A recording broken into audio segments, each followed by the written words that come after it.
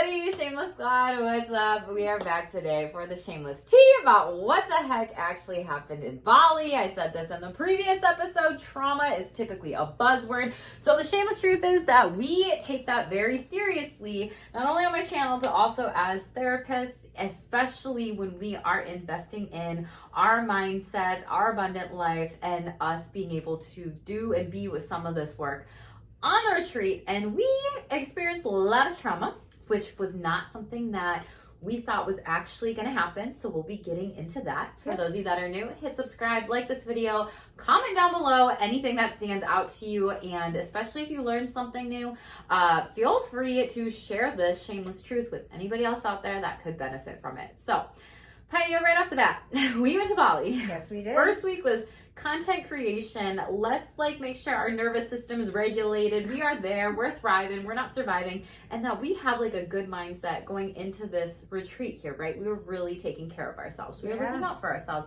and also working on ourselves and our businesses while there too. So let's first off, right off the bat, can you define for people what the difference is between a vacation and a retreat? Because I want us to do that before we jump into what we experienced. So to me, a retreat is a place where you go to work on yourself or do yoga or do something that you wanted to go and do. There's intention. Yes. I think vacation is not as much intensive. It's not very intentional, and nothing's wrong with the vacation. A vacation's there. You're there to do all the things that you wanted to do. A retreat is someplace where you go to because you want to be inspired. You want to work on yourself. There are things. It's very scheduled. I think vacation, it's like you go there and you go do things and you go around. A retreat is, again, very scheduled. I don't want to say rigid, but you go there with intention. Yeah. So that's what I view a retreat as. Yeah, I agree. The vacation is I'm going to be doing all the things. And for me, a retreat is I'm going to be with the work on myself that I need to do, yes, but it's pulling from that. This is me getting wooey, that divine feminine energy of I'm going to be rather than do. But because I'm here and I'm being here in Bali because I came with a certain intention, that's going to pull through me doing this work on myself. So I completely agree. A retreat is really honing in on working on yourself. A vacation is I'm going to go and see and do all the things that really isn't for personal growth at the end of the day. It's an escapism. Yeah. And nothing is wrong with that. No. And for some people, it can also be recharging too if they aren't escaping their life. And so it's kind of just paying attention to those things with ourselves. Yeah. So do you want to share the first, maybe, I don't know, I don't want to minimize it, but maybe one of the first problems that we encountered midweek, our first week that we were there with this retreat and this retreat host?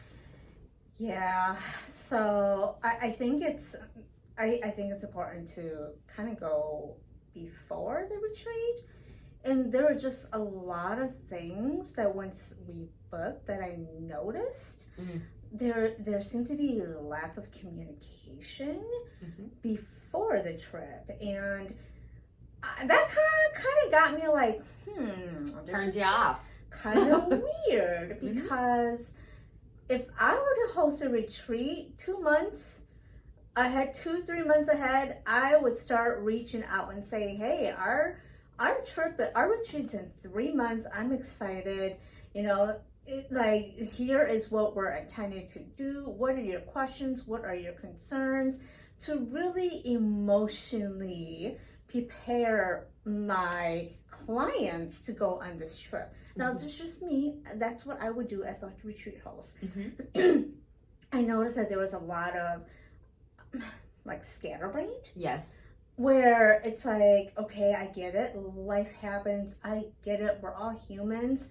And even when life happens, you still do a follow-up and check in on your clients who are investing in time, energy, and money for this retreat. And so I kind of noticed some of that already, that I'm like, this is kind of weird. I get it, life is busy. And if you are a retreat host and this is your job, treat it like it. Treat it like it. So I kind of noticed that already. Yeah. And I noticed that there wasn't like a one-on-one meeting with us before the trip to see, hey, like, is this a good retreat for you? To see what are your intentions? Is this the right retreat for you? Because I don't know about you, Jackie, but if somebody's going to invest in me, I want to make sure I'm the right fit for them and they're the right fit for me.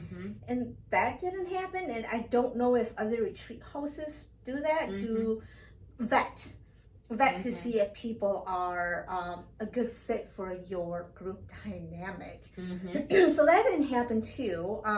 So there were a lot of things that I was like, you know what, that's kind of weird, but I'm like, you know what, but this is Bali though. This is Bali. It's Bali.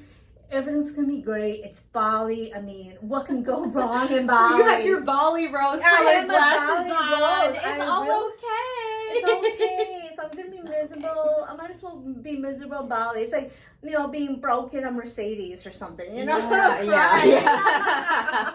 I'm gonna cry in Mercedes, you know? Yeah. And so it was kind of that thought. And so it started. And so I informed this retreat host that you and I were gonna go early. Yeah. And I said, where do you recommend us staying? And she gave us a few options. And she said, if you are going to stay elsewhere, arrange your own transportation. And she also named 2 towns that were close to the airport. They were an hour at least away. Yeah. It's lies. So she never went before. So yes. And that was her first time in Bali. And she never went to Bali before the retreat. So that was a little sketchy already. I think that's when I'm like, there's a lot of things going on here that does not add up. And so we were like, okay, that's the case. Like, we can find our own transportation. We have no issue with that. And her plan was that all of us come back to the airport to catch a ride, and we all can go together to the retreat place. And during the middle of the week, I was like, hey, why don't, like, Jack and I just want to, you know, go on our own and we can meet you there. And the response was just so out there. That's when I was like, cringe. What the F is going on? Yeah. It was so just like, what the heck? Yep. And we were there. She knew we were there early, and we were doing our things. And if you're going to be a retreat host, be flexible. Yep. Be very flexible. Don't dismiss your clients. No. Don't gaslight them. Don't lie to them. Yeah, don't lie to them. Don't make them question themselves. Yeah. So a lot of little T trauma, like we discussed in a previous episode. Yeah. Just even in this communication dynamic. Yeah. Yep. And I was like, oh my God, Jackie, I think I got gaslit. And I was like, I trust my intuition. If any client were to ask me if they're being gaslighted, I said, what do you feel? Yes. And I said, I'm being gaslighted here. I'm being gaslighted by another therapist. Yep. And I was like, shame. Yeah. A lot of shame. And so I'm like, this is weird. I'm like, we just wanted to communicate with her and saying, we don't want to go back to the airport. Yeah, no, 40 hours to just get to Bali. To Yeah. just get to our hotel. Like, so I'm more triggered in this situation, right? We were at the pool this day discussing it, and I'm like, I hope I'm not coming off as a bitch. I'm really being honest with this, and this is my shameless truth, Poiab. I'm not going back to that fucking airport.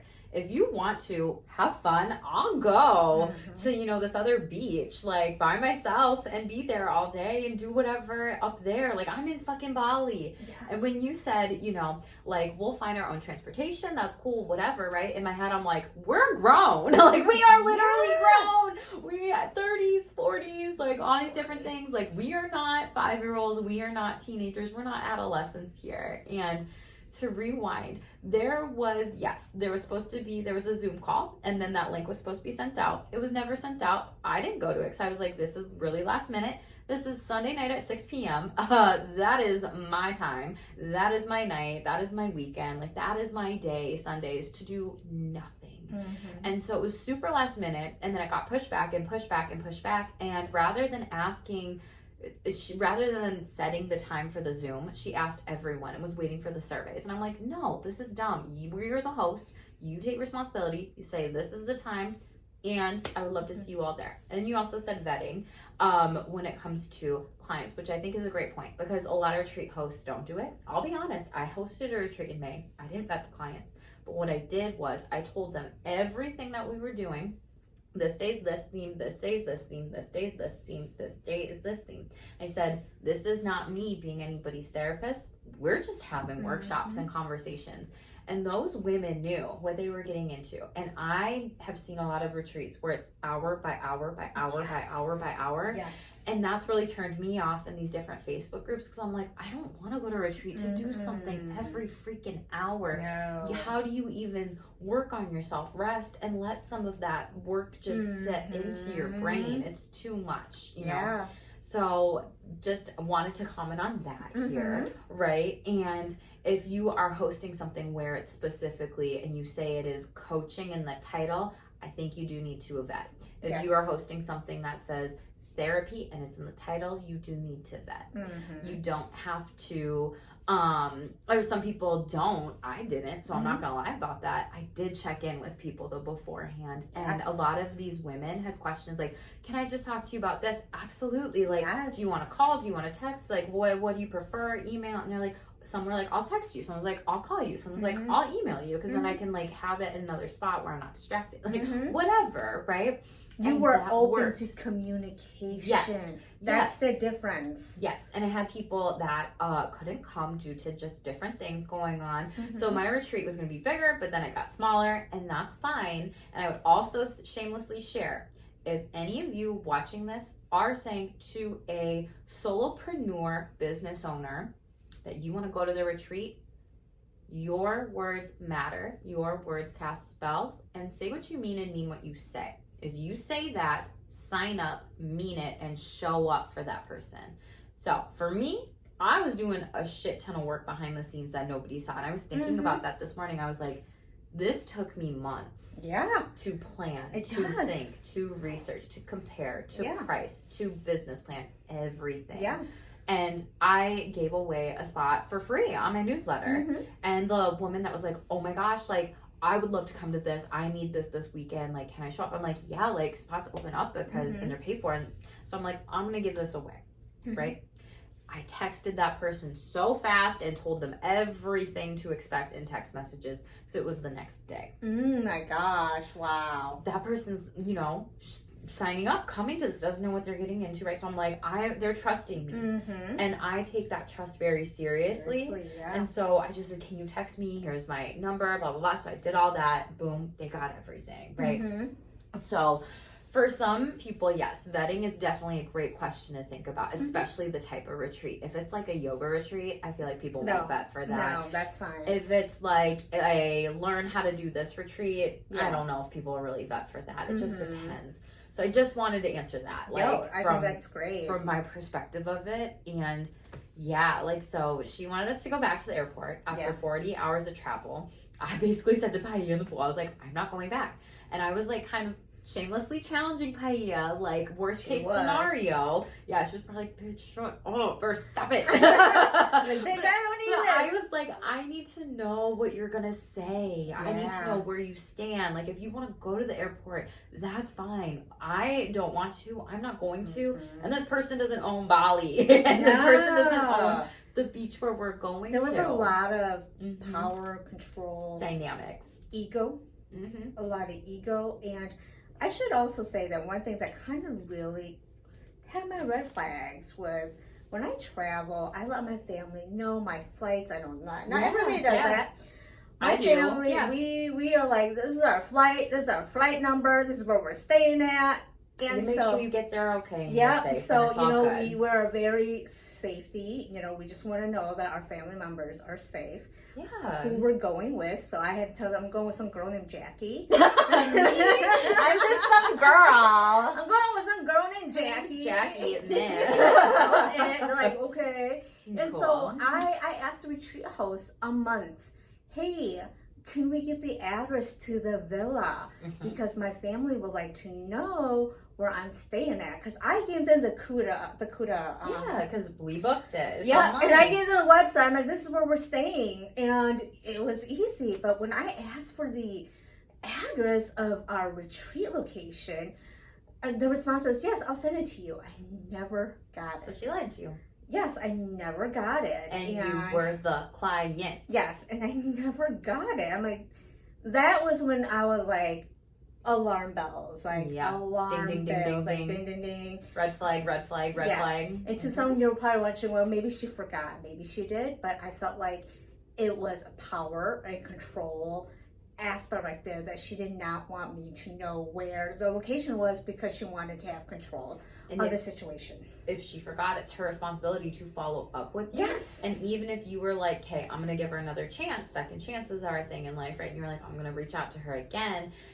She could be like, oh, yes, I'll give it to you and not give it to you. She could say, yes, I'll give it to you. She could say no for some reason, or no for another reason, right? Yeah. Whatever. But that would really tell you her intentions behind that. Yeah. And withholding that information, like, what does that do other than just give you power? Yeah. And again, you are the client. I'm investing. I'm going to say you're investing. That retreat was $3,500. It was $3,400. Just the retreat. And if you wanted a one-on-one, it was $300 outside of it. And if you wanted the big queen bed, it was $3,700. Because we were going to share a room, but it was $3,400. Okay. Yeah. It definitely was not worth that. So we'll talk about that more. Yeah. But that's one of the things too. Poiab and I are talking about this in the pool, and Poiab is like, I don't feel like it's appropriate for us to go back and forth via text. Like, I think we need to FaceTime or have a phone conversation. I really, really genuinely think that she's gonna listen to us, hear us out, hear what we had to go through. And me, y'all know, very intuitive. I had the gut feeling of, I don't think so. I was like, Poiab, I really hope you're right, and I really hope you prove me wrong and us wrong in this. I really hope so. And I was like, always trust your gut. Yep. And I was like, you know what? She was very forgiving. Yeah. I was not. I was like, you know what? Let's try this. She is a psychologist. It's all about communication. And I sent a text via WhatsApp and say, hey, I feel like we should have a video call so we understand each other and tell you why we don't want to go back to the airport and why we prefer to have our own transportation and go to the villa. Yeah. Y'all, I wasn't asking for $1 million. No, that was not even anything that you were really asking for. If it was $1 million, I would have understood. Yeah. And it's like one of those things when you asked me in the pool, like, well, how would you start this conversation? I was like, I would honestly be shameless and I'd be honest with her, and I would add in humor and say, we've been to hell and back. We have been to hell and back. Really shitty. And you know what? This is not good for our mental health. Yeah. And we came out here to take care of ourselves, and we need to own our shit and stay shameless. Like, what would we tell a client in this situation? We would say, don't go back to the airport. No, that's not good for you or nobody. And I said this to Poiab, like, I could see us potentially wanting to go back, or not wanting to, but going back, hating ourselves, self-sabotaging, being mad, and then going into the retreat with that attitude, which that's not fair to us. That's not fair to the other women. That's not fair to anybody. And so I was just sharing with Poiab, like, what I would say. I don't even remember, but she was like, damn, that's badass. And I was like, it's just being honest, though. It is just being honest. And that honesty plays out so much into this retreat and these dynamics. That's why I'm bringing it up. I've brought it up in other episodes. Y'all are gonna get off your honesty soapbox, Jackie. Literally, if you can't be honest with how you feel, that gets stuck in your body, and you are going to cause yourself and other people, whether or not you know it, more mental health and stress issues and problems in your life. And so she texted you. We go to the beach the next morning. We're like, let's go watch the sunrise.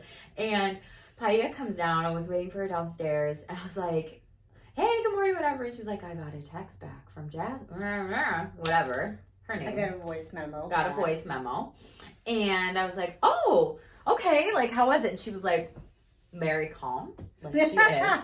She's like, I was triggered. And I was like, so am I going to be triggered? She was like, I was triggered, so I think you will be triggered. And then I was like, oh gosh.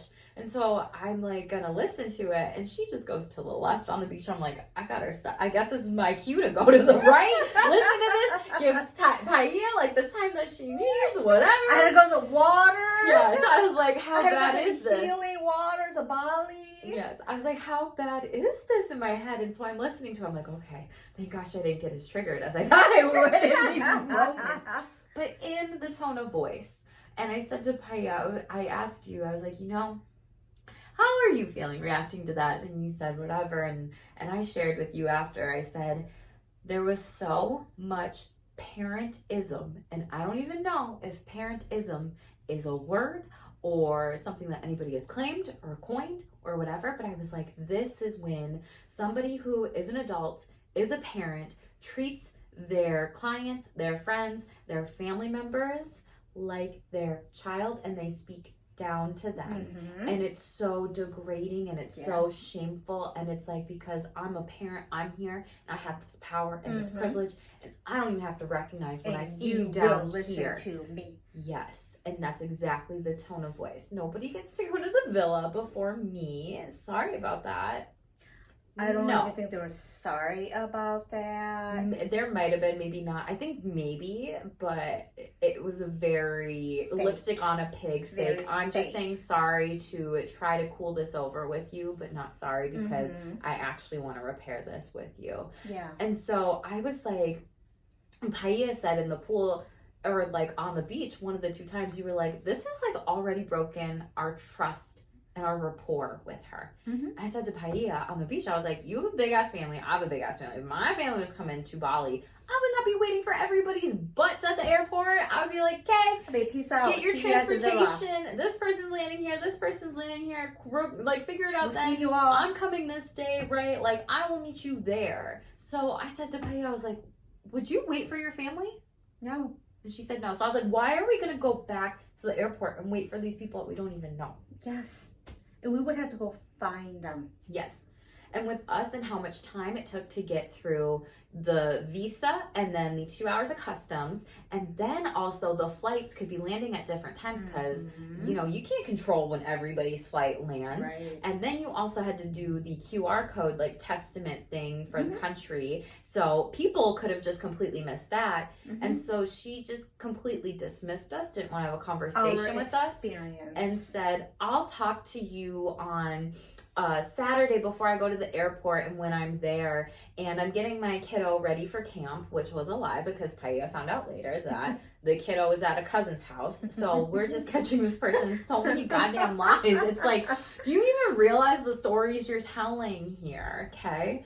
And so this person didn't even have the time of day to talk to us, and that was Wednesday, maybe Thursday morning on the beach. We're walking. Yeah. So it's like, this is dumb. And I said, I don't think we give her any more energy with this because we don't need to tell her our plan. Yeah. We wanted to be mature about this. We wanted to have a conversation about this. Yeah. And she blew us off and said, nope, see you at the airport. And so this controlling factor, I said, my mom doesn't even tell me what to do. You're not going to tell me what to do. We're not even at your retreat, but this is beforehand. Yeah. If we were on the retreat and we're like, we're doing this exercise today, you can choose to participate or not. Cool. I'm cool with that, right? But when it's telling me what I can and cannot do, when I came early, right? All these this is our investment. Our investment of coming early, and maybe these other women would have come back to the airport, maybe not. Some did, good for them, and that's not what was best for us. Options. They had the option though, like she cannot force anybody to literally come. Okay. It's whether or not they stand up for themselves. And if they didn't want to, they didn't have to. Yeah. And the fact that if they did do that and they're upset at themselves, you can't put the blame on the retreat host at that point. No. You could have done certain things. They weren't given our phone numbers to connect before, which and they wanted to. Yes, which this retreat host said she would do, but she didn't. And I was like, Poiab, like, you know, if we're upset with just this host right now, are these 2 other women gonna come and we may or may not tell them about this experience, and they're gonna go back to this host and be like, oh my gosh, which I plan to address this stuff with her anyway, because it was not right what we experienced. No. And whatever, I was like, maybe it's just a good thing that we didn't actually get their numbers. But like, I said to Poiab, like, my boundary is I'm not going all around Bali to try to figure out where these women are. If they want to come to us, come to us. I will gladly, you know, buy them a drink, or I will gladly, you know, get a mocktail, cocktail, whatever, because don't know these women, don't know what their, you know, boundaries are with all of that. But we couldn't actually connect with them because there again was the power dynamic of I'm going to keep these numbers. Yeah, there was a lot of gatekeeping. A lot of gatekeeping. Yeah, and when that message, when I heard that message, I was like, oh my gosh, I'm being gaslighted. Yeah. I was like, am I being gaslighted? You were being gaslighted. I'm like, yeah. Oh my God. Oh yeah, tell them about that. Yeah. Yeah. So, you know, I listened to, so, you know, we're 12 hours ahead. We're probably like 10 hours ahead of their time. And so it was a lot of back and forth. And I'm just like, you know, this is pointless. Like, we will accommodate your time and do a face-to-face so we can explain. And that option wasn't given. It's like, I'm busy. I don't have time. I will be tired when I get here. I'm going to be resting. I'm thinking, would any other retreat host be saying this to their clients? Especially if they invested this kind of money?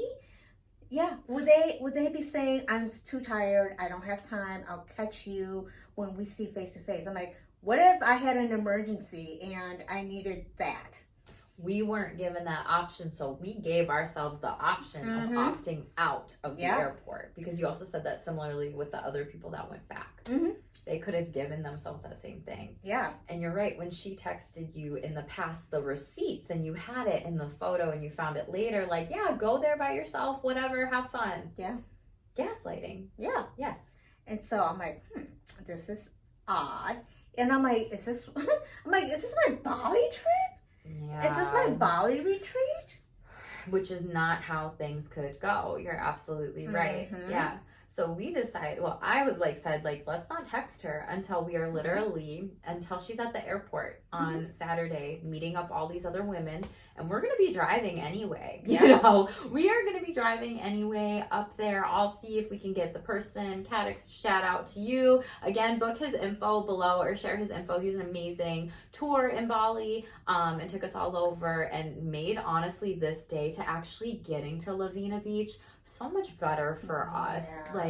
So I was like, how about we don't text her until she's at the airport and we wait till she texts us, because she's not taking responsibility with this, and let's see if she actually reaches out to us and cares about us as her clients, you know?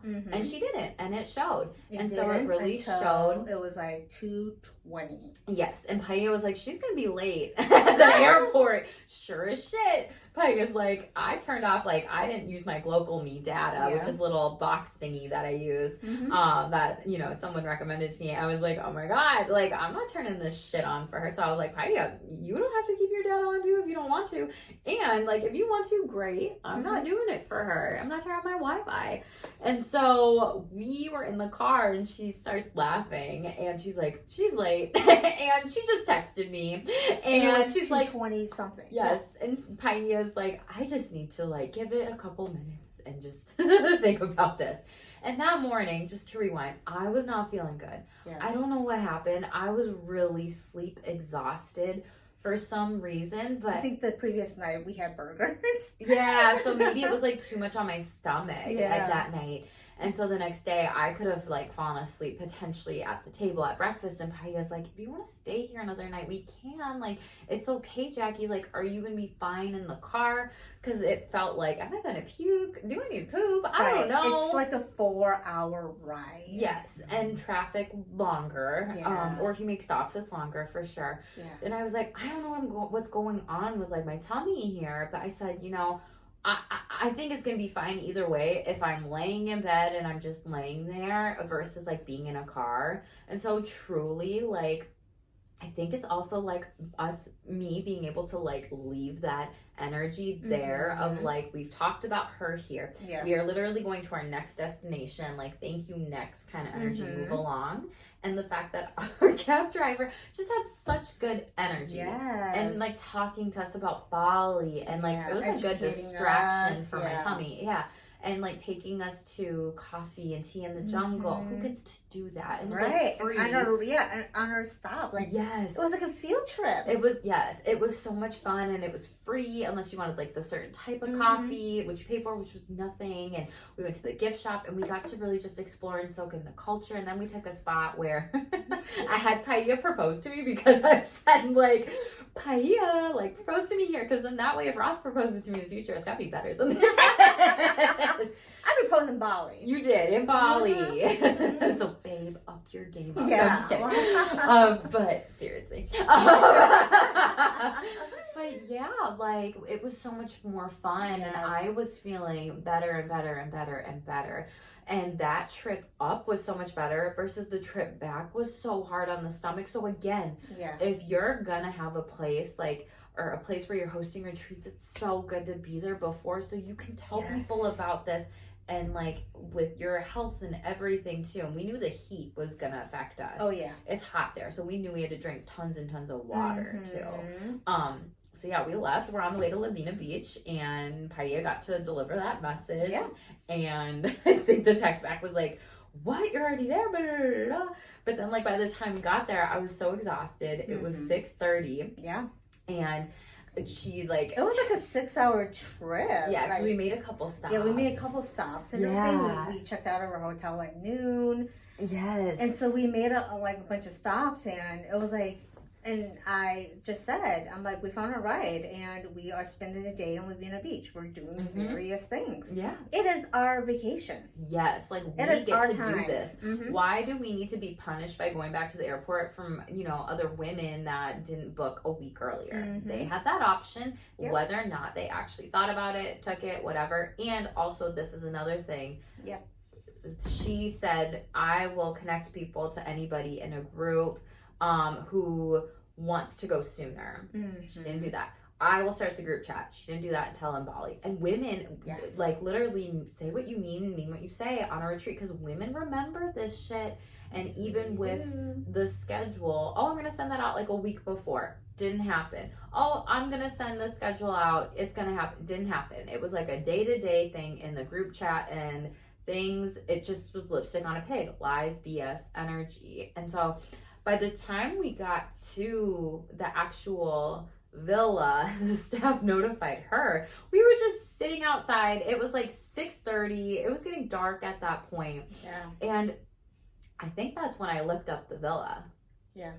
And I looked it up. We didn't have the address, so you had to find the address. Don't fuck with my energy. Don't fuck with my money. Don't fuck with my time, especially when I am your client, okay? I'm sure all y'all want to work with me in the future. That is my shameless truth, though. This was a lot of money. Yeah. I invested, and you invested, and all these other women invested. And so I was like, cool. She doesn't want to give me the address? Google search images. Like, I wasn't born yesterday. Like, I'm going to research this, right? And so I did. And then when I pulled up the booking, I was like, yeah. Like, just when you think it can't get worse, it gets worse, y'all. Like, booking said, okay, for one villa, because there were two there, it was $1,370, so $1,370 for 1 week. I was like, is that the night? I'm like, that's a week. So there were 10 of us, and there were some people that like couldn't come. Who knows if they got reimbursed or not? Like, everyone's retreat policies are different, right, with that. And we paid $3,400. So for 1 week, if all of us were splitting that 10 ways, it would be $137 for 1 week. Okay. Then booking.com said with traveling, everything like that, there's airport transportation, there's a private chef. This is a luxury villa. This is they have the excursions that they plan through there. And there's also like different dinners that you can add on with the packages, because they had different stuff in our villa about how much those costed, right? Everything like that. So in her website and her copy, like she wrote different things of, I'm planning all of this and it's all done for you. And yes, I'm providing airport transportation and I want you to just come. There's a welcome beverage. There is no welcome beverage. I got water. When you think of like a drink, you think of like a mixed drink for yes. all the shit you went through. You think you're gonna get like a sunshine hot, tequila or like a Lady Bali drink, or a fun yummy mocktail or something. And it was like, where I was thinking like there was gonna be a butler giving me my drink, making it for me and bringing it out to me. I thought there was gonna be lattes. Yeah, I thought there was like gonna coffee. be something. Coffee was instant. Yeah, I'm like, where's the drinks? Yeah. That didn't happen. So there was lots of lies, lipstick on a pig energy, and she made it seem like she planned all this when it's right there on booking.com. And so I was like, oh my gosh, Poiab. And she's like, wow, are you serious? I'm like, this is so ridiculous. And so keep in mind, so like $137 for that stuff overall, and then probably add on with meals, right? But then with the excursions and dinners out, there were 14 total. In regards of like the excursions and dinners included in that, 14 total. I went for a mindset retreat on how to create your abundant dream life and like step into that. There were 4 workshops on it because the first one we wrote a letter to ourselves, and it could have been, and she explained it 5 different ways. A letter to yourself, a letter to your future self, a letter to your inner child. Like that didn't really help me with my abundant mindset. That helped me with my shameless mindset because I literally had fuck in all these different things with all these shameful comments and psychological and emotional trauma that we experienced with her and other women there in Bali. So like that's what my letter was all about, and I shared that for all y'all on my channel here. So it's like literally you're more powerful than you think you are. And then the other workshop was face masks and meditation, and I was like, this is not coaching, like I could do this at home. And then it was like asking questions of, well, what else is going on for face, or where do you meditate on, what apps do you use, what things do you recommend? I felt like I was giving more than receiving. And her copy said, I want you to receive. I don't want you to have to worry about anything. Laundry should have been included too, but it wasn't. We paid for that, which laundry is dirt cheap. I don't care about that. It's just the principle and the integrity behind it. And why do I have to ask that my laundry needs to be done when I'm supposed to be receiving, right? Like that is not luxury. So they got it twisted for sure. And then the part around the other 2 workshops, they were therapy groups. They were not coaching groups. And some pretty fucked up things were going on in those group dynamics overall. And there was no rules. We didn't talk about intentions for even coming on this retreat. We were interrupting each other. There was so much shit, but we'll get into that. I'm like skipping ahead. I'm just using these examples as like, that's a vacation. All these excursions and these mindset workshops were not coaching, and we didn't talk about abundance or a dream life or creating this or stepping into this new stuff. So thoughts. I'm gonna pause. Everything you said on, and I was gonna say something but I totally forgot. But I think like, and we said this, if you are going to charge this amount of money, you are going to get women who are used to a certain lifestyle. You're going to get women who are used to having their way. And that's not a bad thing because they work for it. You're going to work with women who are very outspoken. You're going to work with women who expect a certain type of services and experience, because you are charging for minimum for a retreat, and that does not include the flights. With flights, it's probably like what, $3,000-$4,000. So with coming back together, closer to 4, there and back. So you're asking your client to spend about $7,000 right there. And not everyone can spend that kind of money. So when you have clients who are spending that kind of money, they're going to expect a lot. They're going to expect a lot, and a lot of them had a lot of expectations that unfortunately were not met, and they voiced that. they voiced that, and it's like, yeah, we understand this is Bali. It's considered at least industry, third world. I don't like to say that word, but and that was kept saying this is a third world country. This is a third world country. They don't have this. They don't have that. It's like it's Bali. It's Bali. They're gonna have a few things that they cater traveling to Bali for luxury, and so they're gonna expect luxury. They're not gonna expect a place that is like 3-star instead of a 5-star, because we're paying 5-star prices here for that experience. And so and so when you want that kind of, when you're charging that kind of prices, be ready to expect that your clients are going to be, and I don't mean this in a bad word, demanding. No. And they, there were certain things that were not all listed out for different requirements that some of these women had online. Like, this is one of the things that a lot of retreat hosts will do. And I did it. I wrote, like, I will not be providing alcohol, anything like that on this retreat. You are welcome to bring your own if you would like to. And that's just not what I'm doing here. Yeah. And people got that, and that was fine. And that could have been something that was discussed as like one of the things. And I think just like being there, like night one, like we also had to wait for dinner. We had to wait for all of them to arrive, which was much later. It was just 7:30, whatever, 7:30, 8-ish, I think. And then the third group that came through the airport, which she wanted to wait for, and some of the other women, like shout out to you, said no, because they would have been sitting there for 2 extra hours. Then they would have arrived at 10:30. But they could have their meal at 10:30, but we couldn't have our meal that we are paying for as the clients at like 6:30, like 7. Right, with arrival. And so I don't do cult mentality. I don't do all for one for all energy. That's just not my vibe.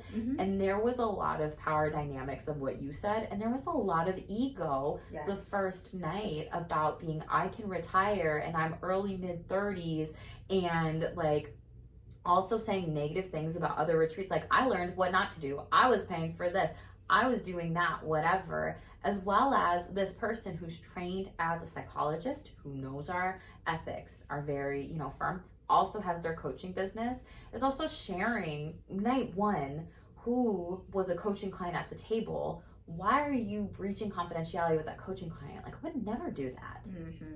Like, that's pretty messed up to me. And that's just night one. That's just night one. Yeah. That was just night one. And I think a lot of, I use the word unmasking. Yeah. Like, I'm like, oh my God, this trip before, during, and after was all about the unmasking of people. And I said Halloween came early.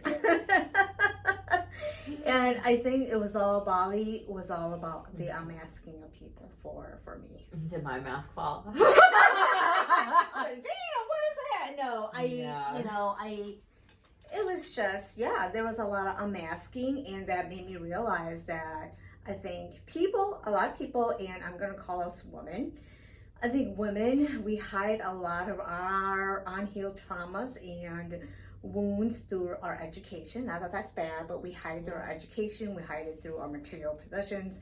I mean, all of us do, but I think women, and I'm speaking as a woman because I know a lot of other women too who are saying, well, I'm highly educated, I'm a high achiever. Yes. And it's like, why do you feel like you need to be a high achiever? What's going on behind all of that? Yeah. And I think I saw a lot of that. Yeah. Where it's like, what are you trying to mask? Saying that you can retire, you're wearing, Versace clothes or carrying a Louis Vuitton bag to show what?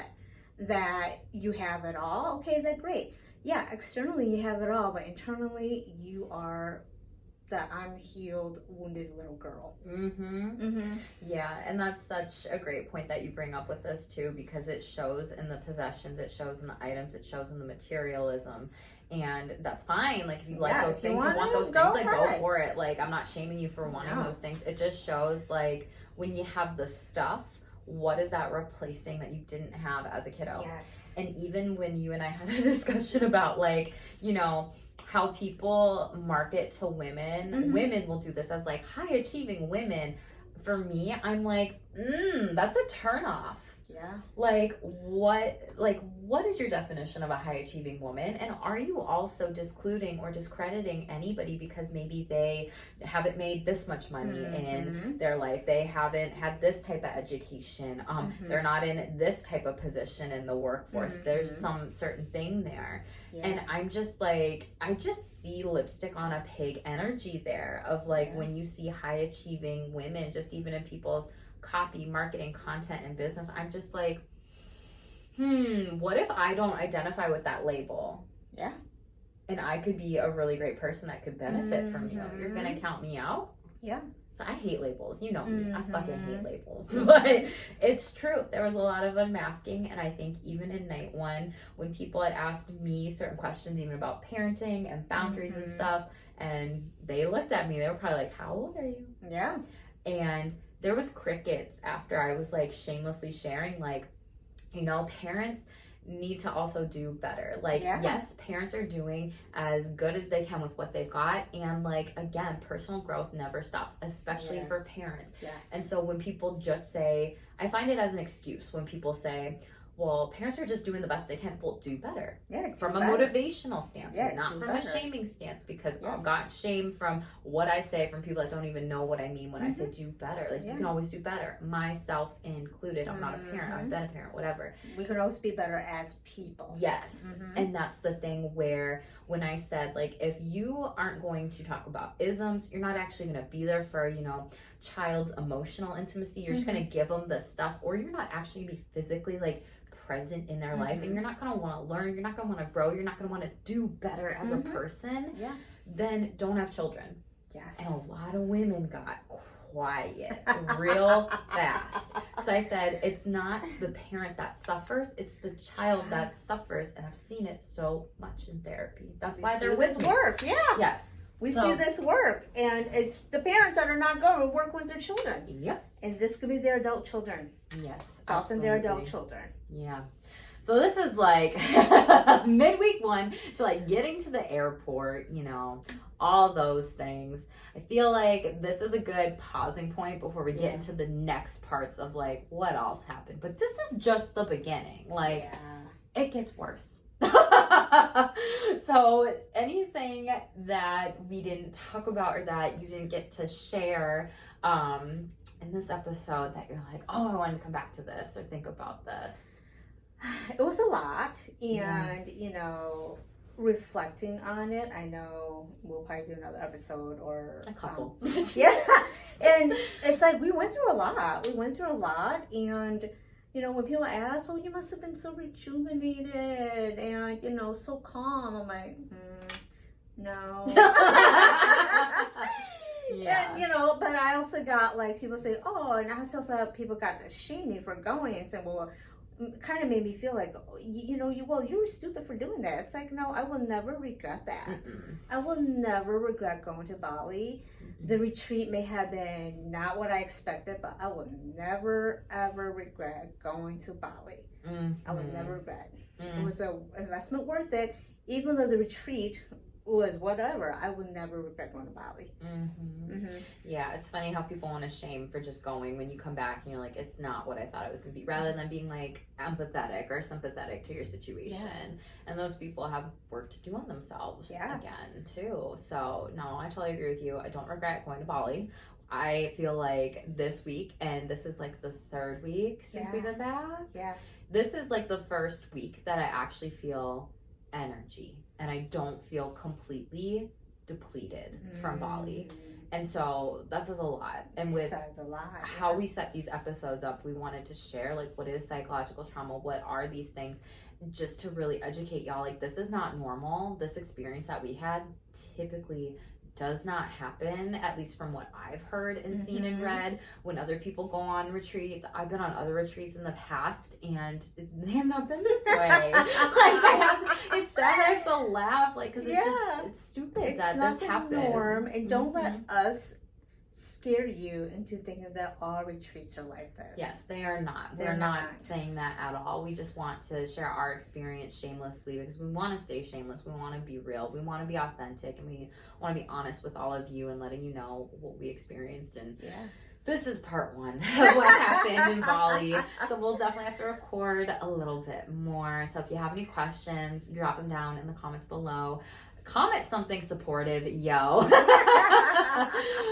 Thank you for listening to us, being with us. We're sending you all big hearts for that, because I know this is a lot to hear, to listen to, all the damn things, boo. I've literally only shared this full story with like 3 people, and we've been back for 3 weeks, and it's taken me 2 to 3 hours each time. I've shared it with mainly my family members, but I'm a very summarized person. I'm not.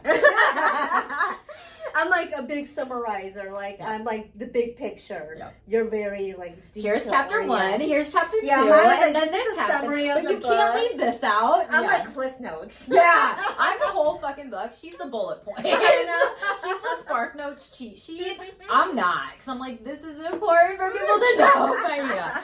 So that's what we're gonna do. We really definitely do need to break this up in a couple episodes for y'all. So definitely hit subscribe if you are new here, and turn those notification bells on, because we will be back with some more shameless tea, the shameless truth about Bali and what else happened, boo. So as always, thank you so much for being here. Stay tuned for more. Stay shameless And own it.